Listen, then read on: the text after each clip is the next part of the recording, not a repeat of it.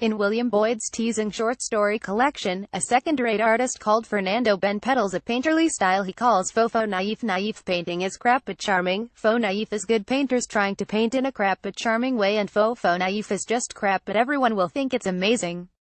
Most of Boyd's characters are dilettantes, or in some way on the make, would-be artists, actors, film directors or writers, and he is merciless in skewering their pretensions. Boyd knows perfectly well that, as the ending to a thriller, this just won't do the stories themselves, which are glossily knowing in the manner of Somerset Maugham, are anything but naive. They are unfailingly amusing and clever. Their only fault is that they sometimes strive for effects of pathos that the urbane narrative Angel can't quite support. In The Man Who Liked Kissing Women, a narcissistic art dealer, Ludo Abernathy, remains technically faithful to his wife by foregoing full-blown physical affairs in favor of creepy stolen kisses. Ludo, as his name suggests, likes playing such games, but gets comprehensively played when trying to kiss, and defraud, an enigmatic client who may or may not be the daughter of the hardcore philanderer Lucian Freud. The emotional payoff of this slick story should come when Ludo realizes that he's been professionally and personally outmaneuvered. Unfortunately, he is so wedded to his rationalizations, and Boyd is so wedded to Ludo's smugly superficial voice, that we don't really care about his loss. The Road Not Taken aims at a greater seriousness in its account of a failed relationship told backwards. Meredith has traded a love affair with her former college English tutor, Max, for an affluent marriage to a banker. Years later, she and Max bump into each other and have coffee. In a series of wry vignettes, Boyd traces their doomed liaison back to the moment when Meredith first wandered into a class taught by Max on the famous Robert Frost poem of the title.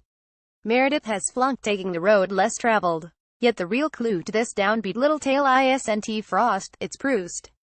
Meredith's surname is Swan. Though there are no Madelines to go with those late-life cappuccinos, the story's whimsical flashbacks are too slight to carry this heavy freight of significance.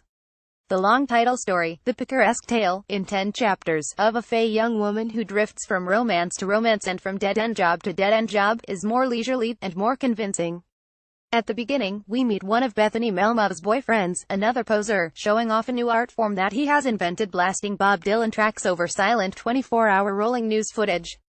Bethany's own life, as related in the story's dreamy episodes, has the same disconnected quality. She gets a bit part in a film, but her role is cut. She tempts in an art gallery that is displaying the latest hokum. Fernando Benn makes a cameo appearance, having abandoned faux naif painting for photographs of other people's photographs. Inevitably, Bethany tries to write a novel, which becomes the occasion for a poignant encounter in her local park with an elderly novelist, Eve Hill, who, having realized the ephemeralness of literary fame, is writing a taxonomy of winds. Like Benn, Hill appears in an earlier story in Humiliation. He is a young writer wreaking an ingenious revenge on the critic who has slated his most recent book. Now he is reincarnated as a wistful savant, one of the many men who shape Bethany's musings on art and love. A lot happens in this quirkily beguiling story, and at the same time nothing much happens, and no sooner are we seduced by its possibilities than it's over. Youth is like that, but Boyd can ramp up the pace gloriously when he wants to.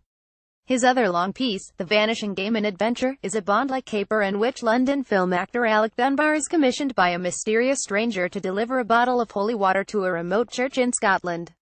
A nail-bitingly camp chase ensues, complete with dawdling black saloons and Eastern European accented blondes, in which Dunbar outwits the villains at every turn by drawing on the plots of the thrillers he starred in.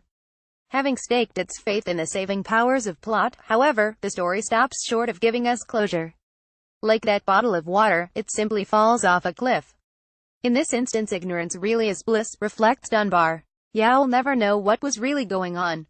Boyd, author of a cracking James Bond pastiche, Solo 2013, for the Fleming estate, knows perfectly well that, as the ending to a thriller, this just won't do.